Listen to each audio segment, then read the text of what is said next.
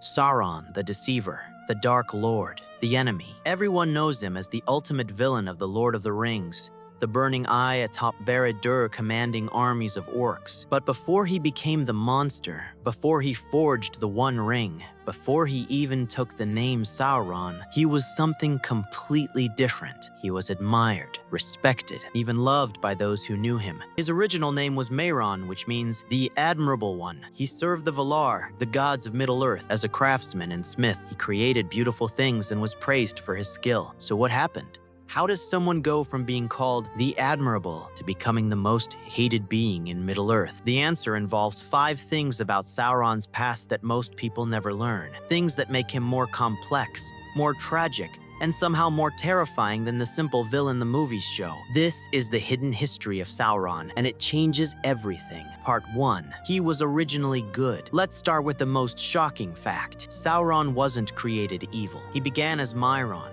a Maya serving Aule the Smith, one of the Valar. The Maiar are essentially angels, divine spirits created by Eru Ilúvatar to help shape and maintain the world. Mehron was one of the most talented. He loved order, precision, and craftsmanship. He could forge metals and gems with unmatched skill. He understood how things worked, how to make them better, how to create perfect systems. The other Maiar admired him. Even the Valar respected his abilities. He wasn't ambitious in a destructive way. He just wanted to make things better, to improve the world, to create order out of chaos. But here is the problem with that desire. Mehron looked at Middle-earth and saw imperfection everywhere. Things decayed. Creatures fought each other. Nothing stayed as it should be, and this bothered him deeply. He started to believe that if only he had more power, more control, he could fix everything. He could create a world that worked perfectly, where everything had its place and nothing ever went wrong. This is how corruption begins, not with hatred or malice, but with the sincere belief that you know better than everyone else how things should be. Part 2. Morgoth didn't force him. Here is the second thing most people don't know. Morgoth didn't corrupt Sauron through torture or domination. Sauron joined him willingly, eagerly even. Morgoth was the most powerful of all the Valar, but he had rebelled against Eru and the other Valar because he wanted to create and control rather than just maintain what Eru had made. When Morgoth approached Mehron, he didn't threaten or coerce. He offered something better: freedom. Under the Valar, Mehron had rules, limitations, oversight. Aule was a good master, but he wouldn't let Mehron remake the world according to his vision. Morgoth promised that under him, Mehron could do whatever he wanted. He could impose order however he saw fit. He could reshape creation to match his ideal. And Mehron said yes. He abandoned his service to Aule, left the other Valar, and became Morgoth's most trusted lieutenant. This is when he became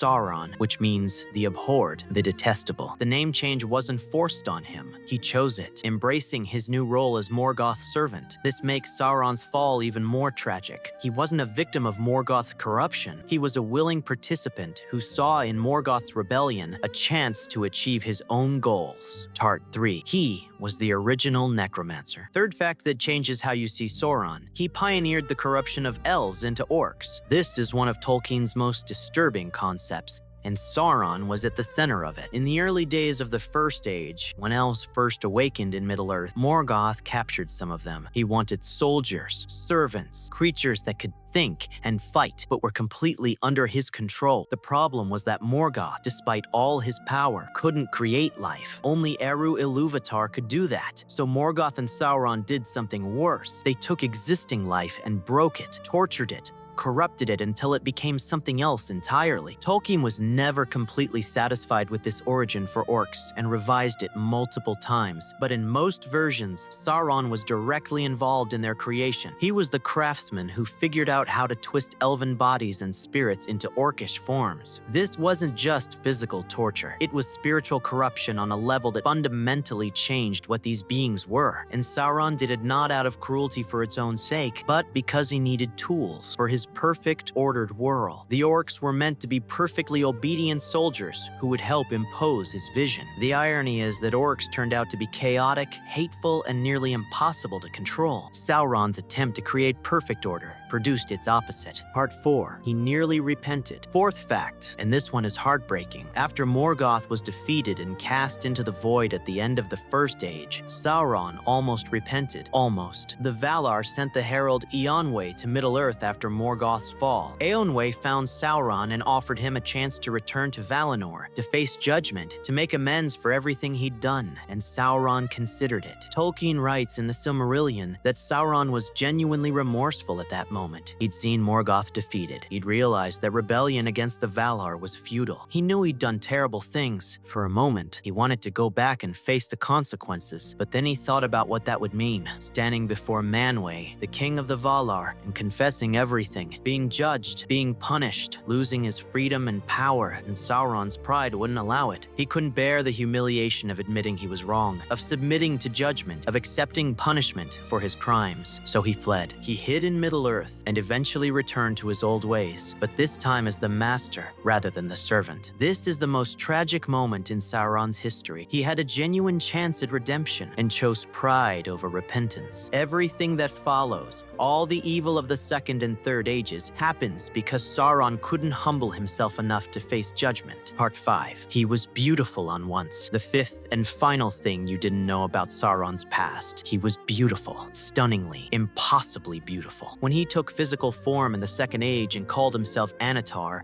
the Lord of Giths, he appeared as the fairest of all beings. More beautiful than the elves, radiant and perfect. He used this appearance to deceive Celebrimbor and the elven smiths of Eregion. They trusted him because he looked trustworthy. They believed his teachings because he seemed wise and good. He wore this beautiful form for centuries, moving among elves and men, always welcomed, always admired. But when Numenor fell, when Eru-Ilúvatar destroyed the island kingdom because Sauron had corrupted it, Sauron's body was destroyed in the cataclysm. His spirit survived because it was bound to the One Ring, but he could never again take a fair form. From that point forward, he appeared as something terrible and dark. The movies show him as a giant armored figure with a flaming eye, but even that's diminished compared to what Tolkien describes. By the time of The Lord of the Rings, Sauron has become pure malice and corruption, unable to hide his true nature anymore. The beautiful deceiver who won trust through charm is gone, replaced by undisguised evil. This is the final tragedy of Sauron. He didn't just lose battles or kingdoms, he lost the ability to be anything other than a monster. His own corruption became so complete